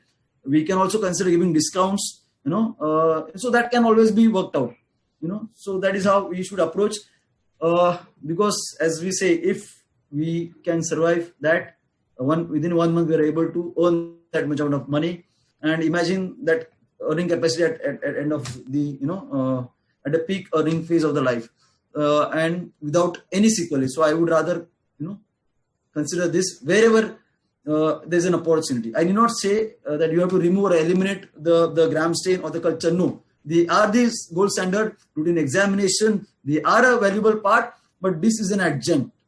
Okay, wherever the routine tests are not able to answer you. Okay. In continuation with this question, sir, can you please little bit brief us regarding the sample transportations, or how this should be easily transported, especially from the remote areas towards the metropolis? Yes. So, as I said, if the ideal condition is that you transport, first is collect in a sterile container. Okay. For generally, when I'm talking about the, if I have to consider overall meningitis encephalitis, obviously you will require not one sterile container for the microbiological investigation, wherein you can also do cultures and the molecular test. Apart from this, you will also require another couple of containers to do the cell count. That is, your EDTA, and obviously sugars. So you will require the fluoride container, and depending upon an additional reserve, if you want to do a testing at a later point of time, if the opportunity is there. Okay. So and now coming to the temperature requirements, obviously as early as possible is the ideal. If that is not possible, then at room temperature, if the duration is less than 1 day, if it is up to 7 days, then you can refrigerate. Okay. As far as possible, try to avoid centrifugation. So these are few considerations that you have to consider. Yes, sir. Dr. Abhijit, sir, the next question is for you. What is generally the sequelae for febrile encephalopathies, and how a patient who is already diagnosed with the condition should follow further in his life?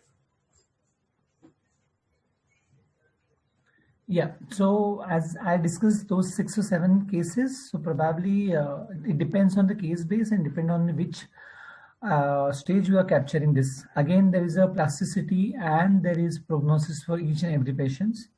So if at all, sometimes when you have MRI lesion and this MRI lesion heals with scarring or gliosis, definitely we can see some motor components which are like motor deficits. We at times see some when movement disorder coming up. If the lesion is at basal ganglia, we can see some spasticity, gait difficulty when the motor aspects are concerned.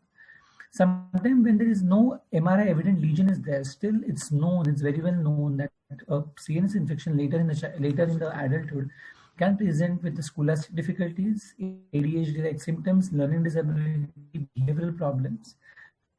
Being a epileptologist, I see a brunt of cases with remote symptomatic epilepsy coming up with this kind of insult happening in neonatal paraneonatal period, because the circuit of epileptogenesis or the gliosis doesn't give rise to seizures immediately. It takes few years to form that circuit, and post that they become, the remote symptomatic epilepsy happens. At times it's so difficult to control that.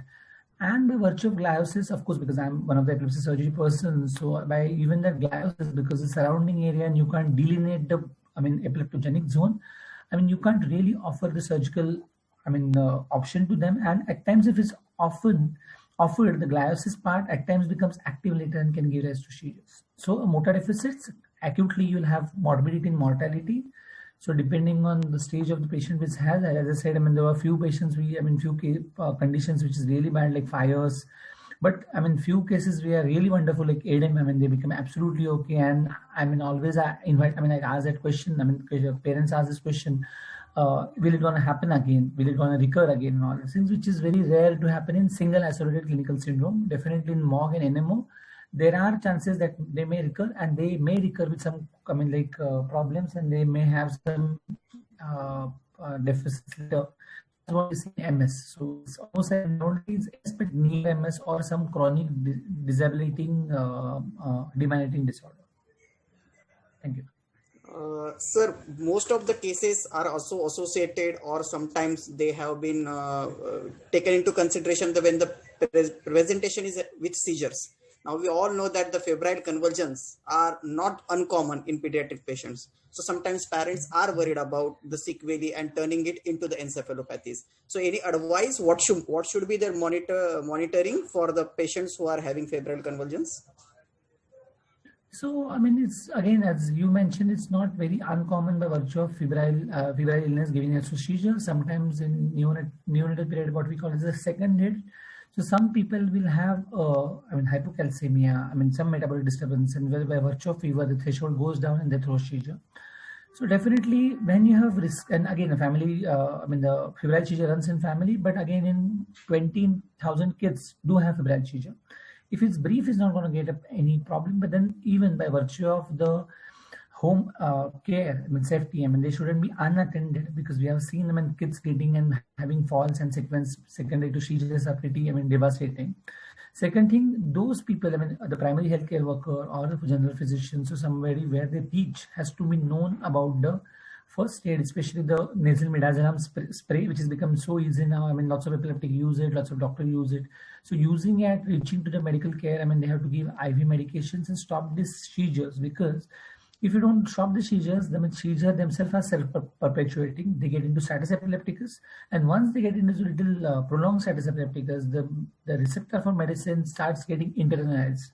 And if the seizure is more than 3 to 5 minutes, so you will have the irreversible damage to the neuron, which may manifest later with memory deficits, scholastic deficits, at times motor deficits. So all seizure has to be as brief as possible and has to culminate as soon as possible. Yes, I think this is an excellent topic regarding we should briefly know what are the convulsions. Most of these are manageable at home, febrile convulsions, but there are certain red flags. For example, if the convulsion is lasting for more than 5 minutes, it is more focal than the generalized convulsion, or if there is a reconvulsion, then definitely one should not delay in seeking the emergency treatment. So that is one of the key messages that we also want to emphasize for our audience. With respect to the here I would like again mention one more thing. I've seen people coming from remote area, coming to KEM, reaching to KEM, convulsing. So sincere request to all the pediatrician this thing, because what happens is when the prognostication is bad and this medicine has lots of side effects, so nobody tends to treat them, and they're just being transported from far places to Pune, 3-4 hour convulsing. So I think documenting, treat them, give them first bolus of lorazepam or midazolam, and transfer them, at least giving IV fluid, because the comorbidities along with shock, hypoglycemia, fever itself going on, and seizure going on, gets them into too much of bad amalgamation of the CNS damage, which may be, later can get into some devastating deficits. Exactly, sir. These are very simple primary care measures, but they have a very big impact on final outcomes. So thanks for emphasizing that also.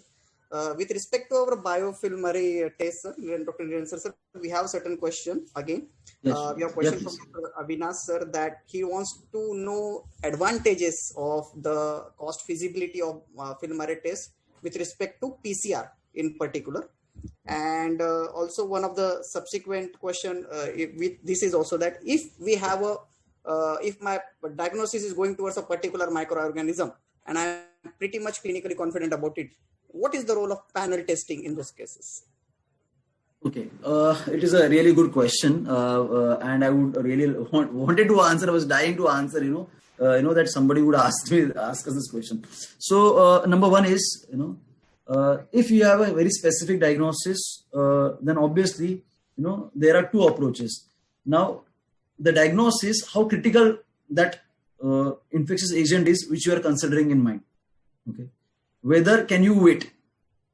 If you can wait, then you can go for conventional PCR, no harm. But if you cannot wait, because see, a conventional PCR, depending upon the lab and depending upon the facility which you are there, and depending upon the location of your the hospital or the institute, then whether you can afford to wait for 3 days, 5 days, 7 days, it is up to you. However, the biggest advantage of the FilmArray is that it will give you diagnosis within 1 hour. So that is something which we have to consider. And number one. Number two is that when you are talking about the value, just imagine the amount of cost of the antibiotics or antifungal, for example. Like for example, somebody is on liposomal amphotericin B, the kind of cost that is going to be involved.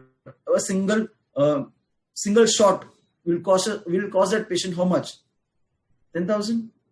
And if the person has to take for say 10 days, how much is the cost? It is definitely too high a cost. Second thing is, when you are keeping the patient admitted for so long, the risk of hospital-associated infection or healthcare-associated infection or nosocomial infections increases. Okay, that is also there. Also, when you are going to give the patients antibiotics, broad-spectrum antibiotics or broad-spectrum antivirals, obviously it is going to affect, the pharmacodynamics of that patient. The patient may respond to it in an adverse way, or there could be, a severe side effect, which may, lead to discontinuation of that, or, the patient become non-compliant, and patient, in India, everybody is a doctor, and then they want to just go away. They just want to go away. They don't want to wait. Unfortunately, I have seen a case, in Thane itself very, very, very recently, where there was this first year engineering student, female student. She was staying alone on a Sunday. She had she had a kind of a fainting episode, and later on there was nobody at home at that point of time. She was staying in a PG. Nobody was there. When people came, and then when her other fellow PG members came, it was like 6 hours already gone. She landed up into very bad complications. We know that even simple agents like bacteria can give rise to something called as Waterhouse-Friderichsen syndrome, whether it's Neisseria meningitis or Streptococcus pneumoniae. They can deal with all hysteria for that matter. Highly, they can have a very severe outcome. So we have to benefit in medicine. The biggest, the crux is how we can balance the benefit versus the risk, and how critical and how early we want it. Okay. Now, if I wanted to send individual PCRs, so again, I'm saying the same thing again and again. One PCR anywhere will cost you 2,000 to 5,000 rupees. If you are going to order 5 such or 10 such for individual agents like HSV1, HSV2, CMV, your Pericovirus, or your Japanese encephalitis, or your malaria, or like for example your dengue, chikungunya, then the amount of money that you're already spending, apart from your TB cultures and the gene experts and other DNA PCRs, the ultimate cost in any multiplex PCR is much lesser. Yes, sir. I think your point is very valid. That absolute number does cause some concern in population, but the amount that we are investing in a broader perspective, the number of different pathogens that are being covered, and most importantly, the crucial of all is time of detection and to start the treatment. I think it's really a feasible point for that. But there is still a question that what are the different discount policies that are considered in Metropolis regarding these panels? Obviously, we Metropolis, we consider that we want to ensure that the testing is, we follow something called as where the testing has to reach a person who actually requires it or deserves it. So we do consider, especially if the patients are from a government setup, there is a definite discount policy which will vary from 15 to 20%, or it could be an exceptional consideration can also be given to deserving patients. And that is definitely we do that. I'll just give an example of gene expert testing. Like for example, where we are a part of IPAT, where we offer high-end molecular testing, high-end TB testing for people at very, very affordable rates, which is at no profit, no loss. Because we are a part of an IPAT. Okay, so yes, we are socially aware. I'll just give an example with the recent pandemic of SARS. COVID-19, Metropolis was one of the few labs which offered 10,000 free of cost tests to Kalyan Dombivli Mahanagar Palika, to BMC, to Mira Bhayandar Mahanagar Palika, to Virar Vase Mahanagar Palika, to Palghar Mahanagar Palika, just to name a few, where 10,000 tests were done free at individual locations, whatever I have mentioned. So this is what we are also a socially responsible laboratory, and yes, we do consider and giving discounts. Yes, sure. Yes, sir. Thank you. Thanks a lot. There is one common question to our both panelists that our audience is particularly likely to know, that association of COVID infection with febrile encephalopathies. Yes, just to say that now we have one more virus now to add to this the list of the febrile encephalopathies, and we have seen that especially it is seen that people who are prone to the neurological deficits, it is seen that sensory neural hearing loss is one of effect that is seen, especially when I speak to the ENT surgeons. Just 2 days back, I had a word with one of my friends and colleagues. He was mentioning about how he has come across at least 4 different cases of sensory neural hearing deficits with people who had COVID infection. That is there. Number 2 is that COVID as such, can be an important cause where it can directly lead to meningitis encephalitis in that particular patient. It can also, present, as a infection, as a PUO, or as a diagnosis which we call as, it may go undiagnosed because the emphasis was not put there that somebody can present like this. At times, it is also known to. There were some anecdotal cases where there was something called as, we had this facial nerve palsy, abducens palsy was also seen in some situations. So yes, that we have seen, and depending upon the severity of the infection, comorbid conditions, whether the patient is a transplant recipient patient or was already harboring co-infections, yes, it can cause a severe neurological infections. Yes. Dr. Abhijit sir, we would like to also know your experience regarding this COVID infections in encephalopathies. Yeah. So what we got in COVID, it is like very, fortunately kids tolerated it really well. Majority few of them have come with respiratory illness, as is known very well. Majority of patients, as I said, is immunity and the viral infection goes hands in hands. There is one particular entity which probably majority of pediatricians will be knowing from the audience is called as MIS-C, which is multisystemic immune response to this COVID, which comes after 4 to 5 weeks after the COVID infection, where you have COVID antibodies are positive, and this disease patient come with a Kawasaki-like illness with coronary dilatation, cardiomegaly, difficult lung infections. They have encephalopathy. So we have like 2 GBS who came as a MIS-C. We are writing that paper, it's always into the final acceptance. Then we have seen a couple of facial nerve palsy, as Dr. Niranjan has said. We have seen isolated palsies. We have seen one encephalitis, as in like it was, of course, the image negative and CSF negative, but it's basically had a few cells in CSF. And one more, as I said, when we need to treat them, this MIS-C has to be treated with steroids and IVIG, which is very much against that normal COVID patient. You won't be giving steroids. Of course, in few patients to prevent, lung fibrosis, you have to give steroids. But where it is a double-edged sword, so your immunity, kind of a counteract with yourself and can give rise to mount this kind of a reaction. And this is, as I said, it's commonly seen in H1N1. So as I said, we have almost 10 to 20 patients who had kind of H1N1 nasopharyngeal swab positivity, X-ray pictures, and you have come with this any kind of presentation. It's very well known, yeah.